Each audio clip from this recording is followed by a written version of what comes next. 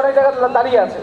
এই মানুষগুলো এলে আমরা মিছিল শুরু করব। প্রায় 700 গাড়ি তোরসা ব্রিজের উপরে দাঁড়িয়ে আছে। আমরা প্রচুর মানুষ মিছিলে এখনো অংশগ্রহণ করার জন্য এগিয়ে আসছে। আমরা প্রত্যেককে ধন্যবাদ জানাই যে আপনারা এই প্রতিবাদে সামিল হয়েছেন। আরজি করের নৃশংস হত্যাকাণ্ড ধর্ষণের ঘটনায় যুক্ত আসামিদের ফাঁসির দাবিতে কোচবিহার জেলার তৃণমূল কংগ্রেসের এই প্রতিবাদ মিছিল।